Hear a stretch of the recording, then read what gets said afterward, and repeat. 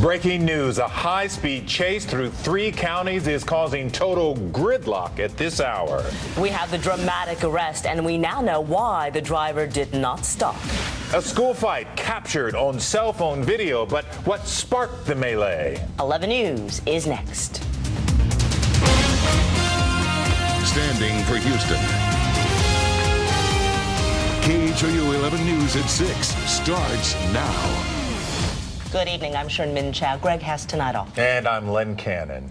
We begin with breaking news we carried here on Channel 11 for nearly 40 minutes this afternoon. A police chase with speeds hitting 115 miles an hour. They were after someone who had taken off after an HPD traffic stop. Now, at one point, the driver of an 18-wheeler, you see it there, tried to help police out, pulling his rig right in front of the suspect's SUV. This is I-10 westbound. And it looked like it just might work, but only for a moment. You can see the suspect dodged that and was off again. The chase started at TC Jester and 24th Street, wound up on I-10 West, going west through Houston, Katy, Fort Bend, and then into Waller County.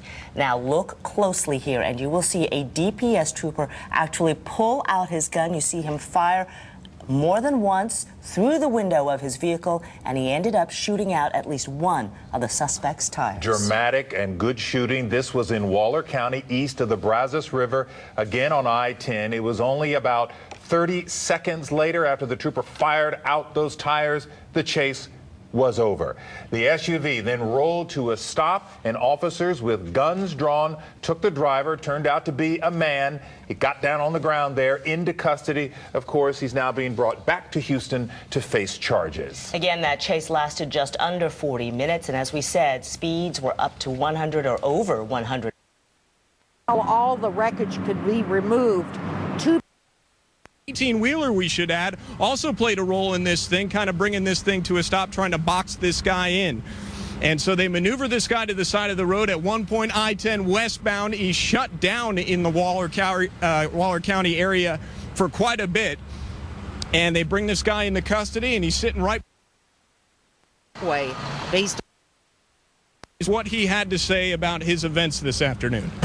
Right here on I-10, you don't remember it? No, sir. Let me tell you this. Let me tell you this. Tell my baby mama, my Benito, that I love her to death. Why would you do something so dangerous if you love him so much? Why? Why would I do something so dangerous? Did I hit somebody? No, right. So I know what I was doing. All right. So that's a 21-year-old who says that is in the back of this car right now and says that he's not sure exactly why he was running in the first place, but a police officer told me the reason they were interested in this guy in the first place, a man who claims his name is Mr. Torres, who you're looking at right there, front and center, a 21-year-old man. They say his vehicle was a suspect vehicle in a series of robberies earlier today in the Heights area. As he was pulled over, he apparently took off rather quickly and started this whole thing going. Charlie's getting a shot right now of the vehicle, the Suburban that he was in. I saw that they had a canine checking it out. I'm not sure what they're looking for. You can see that right rear tire, I think, has been shredded. One moment, Mr. Torres, I want to just run out the rest of the story for people. There is another element to this whole thing I want to get to real quickly. In that Precinct 5 constable sort of flat top, doesn't have any lights on it right there. Oh, actually, it's the one behind that. There's another fella who was taken into custody in this whole thing because he apparently impeded the chase. Something going 110 miles per hour. This guy apparently grabbed his cell phone and was driving and taking pictures. Cops saw it. They say they were nearly run off the road by it. They pulled him over, and he was arrested, too. Of course, a lot more in this story coming up in our later newscasts. I'm Joel Eisenbaum, KPRC Local 2. Thank you, Joel. We will have much more on this chase, the talkative suspect, and what police say happened tonight here on Local 2 News at 10 o'clock.